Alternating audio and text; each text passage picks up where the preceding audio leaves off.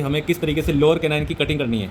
उसके लिए आपने TF12 हमने लिया है। उस TF12 को हमने क्या करना है, मान के चलिए ये पीछे जो दांत है डिस्टल साइड में और इधर मिडल साइड के बीच में रखना है आपने गैप क्रिएट करना है। और ये जो गैप होता है वो 90 डिग्री का होना चाहिए। इसमें कोई भी अंडरकट नहीं दिखना चाहिए। अंडरकट नहीं दिखेगा तो उससे फूड लॉन्जमेंट खाना नहीं जमा होगा।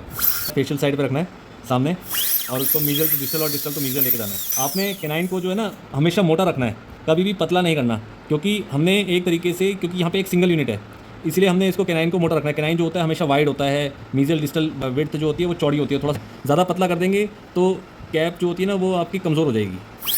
लिंगुअल साइड में आपने क्या करना है, आप मीजल टू डिस्टल और डिस्टल टू मीजल। लेकिन दांत की हाइट जो है ना बहुत लंबी होती है, तो या तो आपके पास दो तरीके हैं, या तो आप थोड़ा सा लूज़ करके हल्का सा जो है बाहर खींच के इस तरीके से बड़ा कर सकते हो।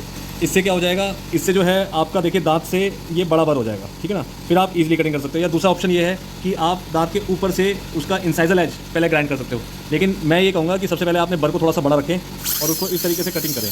बर का मिडल पार्ट आपने इंसाइजल एज के ऊपर रखना है और 45 डिग्री पर रखना है और उसको इस तरीके से टेपर में कटिंग करनी है।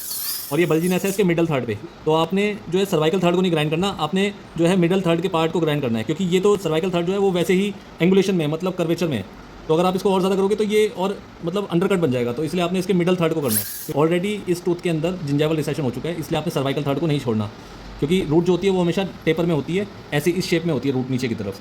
तो इसीलिए उसको नीचे नहीं करना आपने, आपको उसको मिडल थर्ड के पास से ऊपर शुरू करना है। मतलब ये इनका 3-3 है और ये इनका 4-3 है। अब आप ये देख सकते हैं कि इसको 2-2 का सिंगलम है वो 3-3 के इंसाइजल एज पे टकराता है, तो यहाँ पे कोई भी गैप नहीं है, ये अंदर नहीं जा रहा। अब हमने जो अभी कटिंग करी है उसमें आप देख सकते हैं, इधर की तरफ दिखाओ नीचे से, ऐसे देखिए आपको यहाँ पे एक गैप दिख रहा होगा, ये 4-3 के अंदर ये हमने गैप क्रिएट किया है। ये अभी भी थोड़ा सा कम है, थोड़ा सा हम गैप और करेंगे, 3 से 4 mm का गैप क्रिएट करना है। तो मेटल फ्री बने तो वो बहुत अच्छा बने, तो उसके ये बल्जीनेस को आपने ख़त्म करना है। और ये टेपर में करना है आपने, जैसे मान के चलिए टेपर होता है ना इस तरीके से कर्वेचर में, इस तरीके से आपने टेपर में करना है। और ये अब इसमें नहीं टकराएगा। और आप इधर के कैनाइन में देख सकते हैं कि इधर अभी ये टचिंग है, क्योंकि हमने अभी इसकी कटिंग करी ही नहीं है।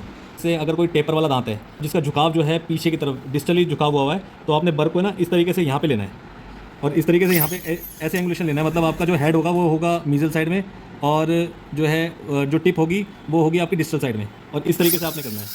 जी आप देख सकते हैं कि जो 4-3 की हमने कटिंग करी है उसमें कोई भी अंडरकट नहीं है। इंटरडेंटल स्पेस को भी देख सकते हैं कि कोई भी उसमें टीयर नहीं हुआ। अंडरकट की पहचान होती है जब आप इंप्रेशन लेते हैं, अल्जिनेट से इंप्रेशन ले रहे हैं या पट्टी से इंप्रेशन ले रहे हैं, तो उसमें क्या होता है कि कभी कभार जब इंप्रेशन को बाहर निकालते हैं तो वो टीयर हो जाता है एरिया। क्योंकि आप देख सकते हैं ये मैंने कटिंग करी है 4-3 टूथ की, मतलब कोई भी अंडरकट नहीं है इसमें। देखिए ये जो मुंह में आ रही थी वही अब मॉडल पे आ रही है, आप देख सकते हैं।